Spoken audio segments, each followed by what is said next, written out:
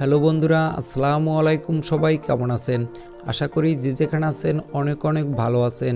বন্ধুরা, আজকের ভিডিওতে আমরা আলোচনা করব পোকো এর নতুন একটি স্মার্টফোন নিয়ে। আর এই ফোনটির নাম হলো পোকো X4 5G। ফোনটির কিছু হাইলাইটেড বিষয় হচ্ছে এই ফোনটিতে থাকবে বাজেট অনুযায়ী খুবই দুর্দান্ত একটি পাওয়ারফুল 5G প্রসেসর।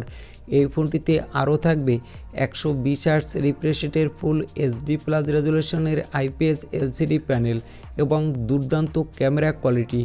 আর এই সব বিষয় নিয়েই বিস্তারিত আলোচনা করব আজকের এই ভিডিওতে।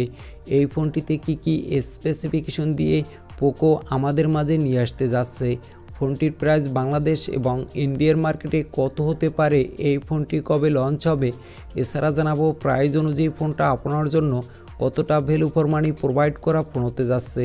আর আপনাকে বলবো সম্পূর্ণ ভিডিওটি আমাদের সাথে দেখার জন্য। আপনি যদি আমাদের চ্যানেলটি প্রথমবার ভিজিট করে থাকেন তাহলে থ্যাংক ইউ সো মাচ। আমাদের চ্যানেলটি সাবস্ক্রাইব করে পাশে থাকা বেল আইকনটি প্রেস করে আমাদের সাথে থাকবেন।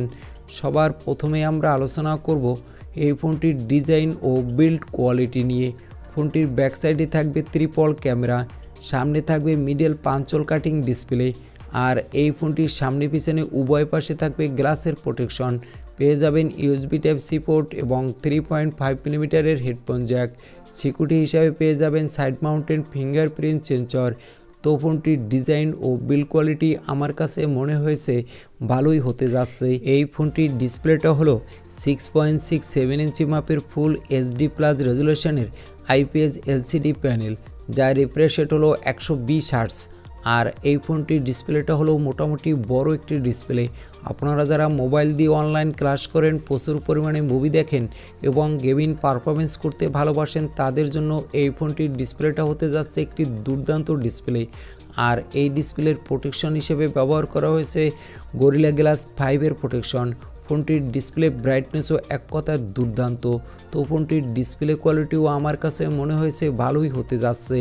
এবার আমরা আলোচনা করব এই ফোনটির ক্যামেরা সেকশন নিয়ে।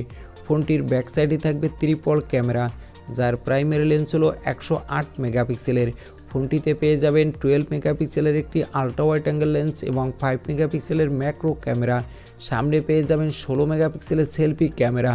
ব্যাকসাইডের ক্যামেরা দিয়ে আপনি 4K রেজুলেশনে ভিডিও রেকর্ড করতে পারবেন এবং সামনের ক্যামেরা দিয়ে ফুল এইচডি প্লাস রেজুলেশনে ভিডিও রেকর্ড করতে পারবেন। এছাড়া একটা ফোনের ক্যামেরা সেকশনে যেসব সেন্সর আমাদের বেসিক্যালি প্রয়োজন হয়ে থাকে সবই থাকছে এই ফোনটিতে। এই ফোনটিতে প্রসেসর হিসেবে ব্যবহার করা হয়েছে কোয়ালকম স্ন্যাপড্রাগন 695 5G প্রসেসর। আর এই প্রসেসরটি হলো স্ন্যাপড্রাগনের নতুন একটি 5G প্রসেসর। আর এই ফোনটিতে আপনি গেমিংয়ের জন্য PUBG, Free Fire, Call of Duty, Asphalt 9-এর পাশাপাশি সব ধরনের হাই গ্রাফিক্সের গেমগুলো স্মুথলি প্লে করতে পারবেন।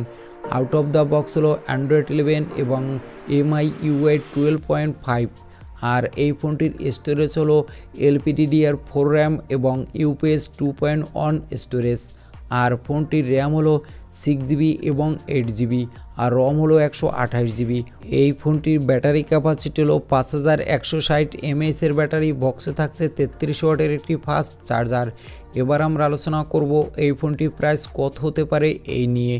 এই ফোনটির প্রাইস হবে ইন্ডিয়ান রুপিতে আশা করা হচ্ছে 20,000 রুপির আশেপাশে, যেটা বাংলাদেশে মার্কেটে পাওয়া যাবে 25 থেকে 26,000 টাকায়। আমার কাছে মনে হয়েছে এই বাজেটে এই ফোনটি একটি দুর্দান্ত ফোন হতে যাচ্ছে, আর এই ফোনটি আপনারা কিনতে পারেন। আর এই ছিল আজকের ভিডিওটি কেমন লাগলো তা অবশ্যই কমেন্ট করে জানাতে ভুলবেন না। আর ভিডিও ভালো লাগলে একটি লাইক করে দিবেন এবং আমাদের চ্যানেলে নতুন হলে সাবস্ক্রাইব করে পাশে থাকা বেল আইকনটি প্রেস করে আমাদের সাথে থাকবেন। আজকের মতো আল্লাহ হাফেজ।